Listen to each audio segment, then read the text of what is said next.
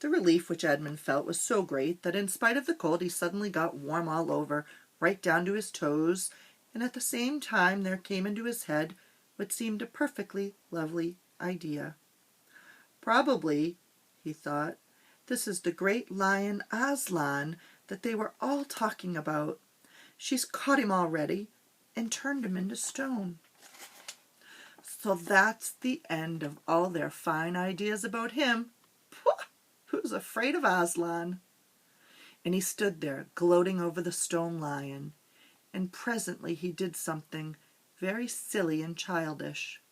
He took a stump of lead pencil out of his pocket and scribbled a mustache on the lion's upper lip, and then a pair of spectacles on its eyes, and then he said, "Yeah, silly old Aslan, how do you like being stone?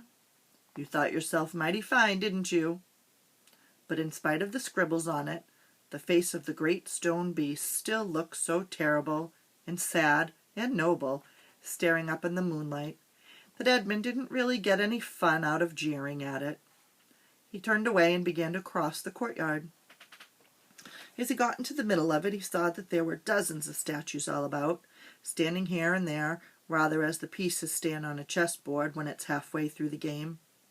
There were stone stairs, and stone wolves, and bears, and foxes, and catamountains of stone. There were lovely stone shapes that looked like women, but who were really the spirits of the trees.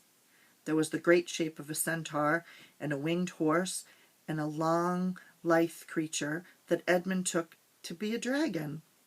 They all looked so strange standing there perfectly lifelike, and also perfectly still, in the bright cold moonlight, that it was eerie work crossing the courtyard.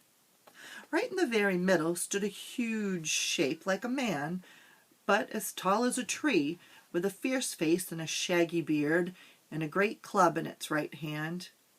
Even though he knew that it was only a stone giant, and not a live one, Edmund did not like going past it.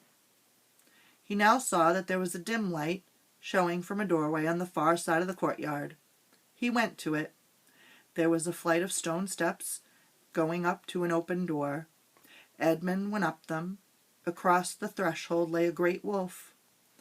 It's all right, he kept saying to himself. It's only a stone wolf. It can't hurt me. And he raised his leg to step over it. Instantly the huge creature rose, with all the hair bristling along its back, opened a great red mouth, and said in a growling voice, "Who's there?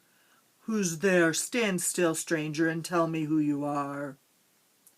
"If you please, sir," said Edmund, trembling so that he could hardly speak, "my name is Edmund, and I'm the son of Adam that Her Majesty met in the wood the other day, and I have come to bring her the news that my brother and sisters are now in Narnia, quite close in the beaver's house. She wanted to see them." "I will tell Her Majesty," said the wolf. "Meanwhile stand still on the threshold, as you value your life." Then it vanished into the house. Edmund stood and waited, his fingers aching with cold and his heart pounding in his chest, and presently the grey wolf, Maelgrim, the chief of the witches' secret police, came bounding back and said, come in, fortunate favourite of the Queen, or else not so fortunate." And Edmund went in, taking great care not to tread on the wolf's paws.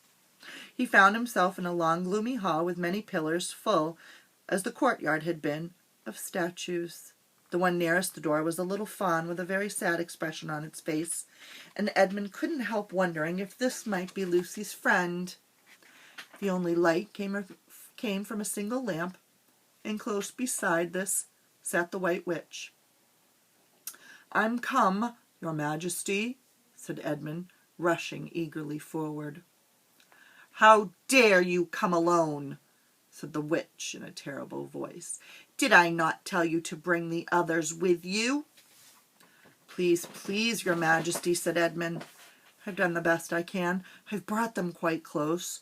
They're in a little house on top of the dam just up the river, with Mr. and Mrs. Beaver." A slow, cruel smile came over the witch's face. "Is this all your news?" she asked. "No, your majesty," said Edmund, and proceeded to tell her all he had heard before leaving the beaver's house. "What? Aslan?" cried the queen. "Aslan, is this true? If I find you've lied to me." "Please, I'm only repeating what they said," stammered Edmund. But the queen, who was no longer attending to him, clapped her hands.